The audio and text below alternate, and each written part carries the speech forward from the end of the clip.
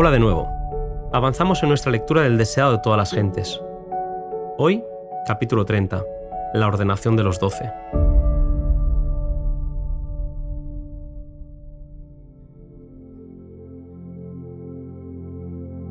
En las escenas de la naturaleza era donde Jesús disfrutaba de forma especial de la conexión con su Padre. Al lugar de retiro que el Salvador amaba, condujo a sus discípulos, y en la mente de ellos los sagrados incidentes de aquel día quedaron para siempre vinculados con la belleza de la montaña, del valle y del mar.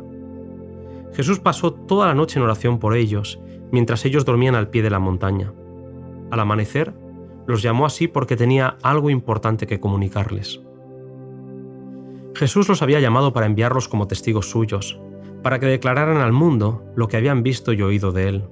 Su cargo era el más importante al cual hubiesen sido llamados alguna vez los seres humanos, y únicamente el de Cristo lo superaba. Habían de ser colaboradores con Dios para la salvación del mundo.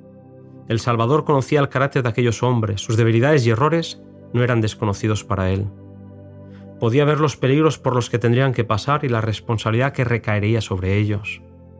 Juan y Santiago, Andrés y Pedro, con Felipe, Natanael y Mateo, habían estado más íntimamente relacionados con él que los demás y habían presenciado un mayor número de sus milagros. Pedro, Santiago y Juan tenían una relación más estrecha con él, puesto que estaban casi constantemente con él, presenciando sus milagros y oyendo sus palabras. Juan había penetrado en una intimidad aún mayor con Jesús, de tal manera que se le distingue como aquel a quien Jesús amaba.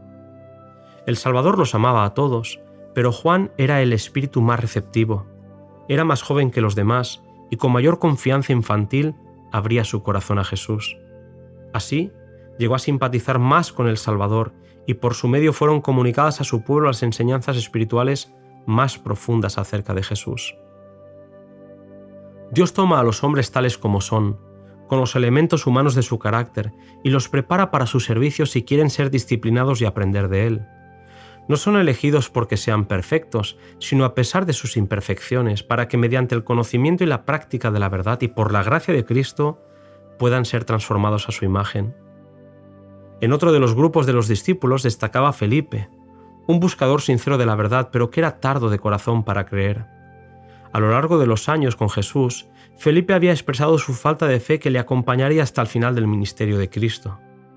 Suyas fueron las palabras: «Señor, muéstranos al Padre y nos basta», que apenaron al Salvador, quien soportó pacientemente su incredulidad y su torpeza.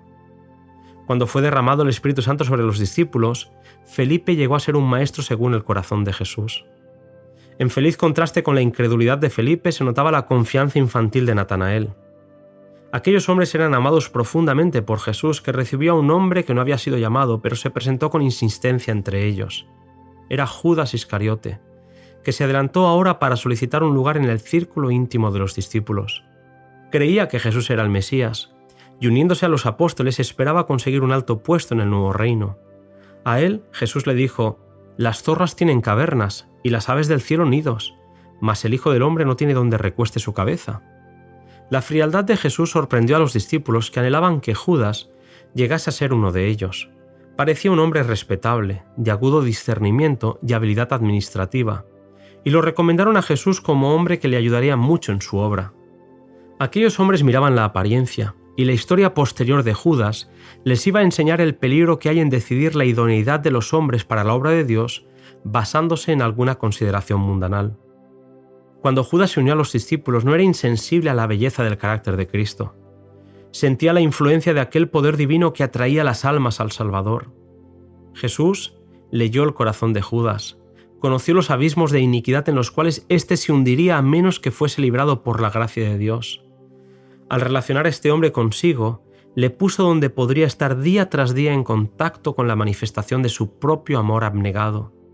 Si quería abrir su corazón a Cristo, la gracia divina desterraría el demonio del egoísmo, y aun Judas podría llegar a ser súbdito del reino de Dios.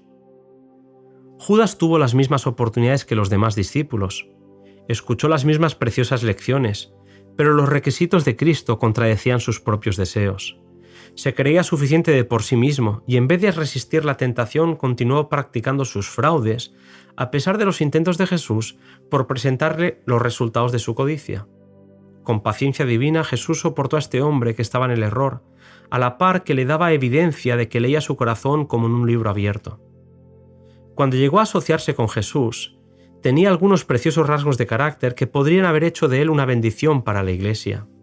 Si hubiese estado dispuesto a llevar el yugo de Cristo, podría haberse contado entre los principales apóstoles, pero endureció su corazón cuando le señalaron sus defectos y con orgullo y rebelión prefirió sus egoístas ambiciones y así se incapacitó para la obra que Dios quería darle. En vez de andar en la luz, Judas prefirió conservar sus defectos. Albergó malos deseos, pasiones vengativas y pensamientos lóbregos y rencorosos, hasta que Satanás se posesionó plenamente de él. Todos los discípulos tenían graves defectos cuando Jesús los llamó a su servicio. El mismo Juan no era por naturaleza manso y sumiso.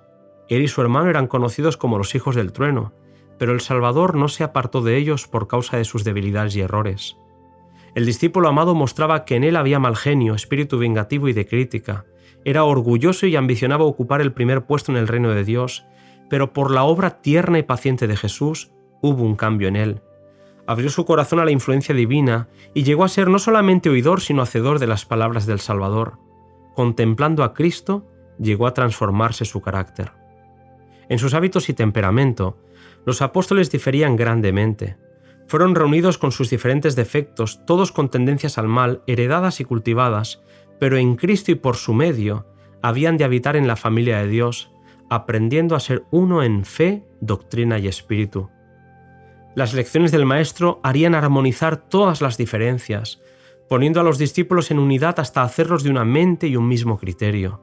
Cristo es el gran centro, y ellos se acercarían el uno al otro en la proporción en la que se acercasen a Jesús. Cuando el Maestro hubo dado su instrucción a los discípulos, congregó al pequeño grupo en derredor suyo, y arrodillándose en medio de ellos y poniendo sus manos sobre sus cabezas, ofreció una oración para dedicarlos a su obra sagrada. Así, fueron ordenados al ministerio evangélico los discípulos del Señor. Como representantes suyos entre los hombres, Cristo no elige a ángeles que nunca cayeron, sino a seres humanos, hombres de pasiones iguales a las de aquellos a quienes tratan de salvar. Cristo mismo se revistió de la humanidad para poder alcanzar a la humanidad. La divinidad necesitaba de la humanidad porque se requería tanto lo divino como lo humano para traer salvación al mundo. El que llamó a los pescadores de Galilea está llamando todavía a los hombres a su servicio, y está tan dispuesto a manifestar su poder por medio de nosotros como por los primeros discípulos. Por imperfectos y pecaminosos que seamos, el Señor nos ofrece asociarnos consigo para que seamos aprendices de Cristo. Nos invita a ponernos bajo la instrucción divina para que unidos con Cristo podamos realizar las obras de Dios. El hombre necesita un poder exterior a sí mismo para restaurar la semejanza de Dios y habilitarle para hacer la obra de Dios. Elena White termina este capítulo con estas palabras: hemos de colaborar con los ángeles celestiales para presentar a Jesús al mundo. Con avidez casi impaciente, los ángeles aguardan nuestra cooperación, porque el hombre debe ser el medio de comunicación con el hombre. Y cuando nos entregamos a Cristo en una consagración de todo el corazón, los ángeles se regocijan de poder hablar por nuestras voces para revelar el amor de Dios. Hasta aquí, queridos amigos, el resumen de este capítulo. Nos volvemos a encontrar en el siguiente, cuyo título es El Sermón del Monte.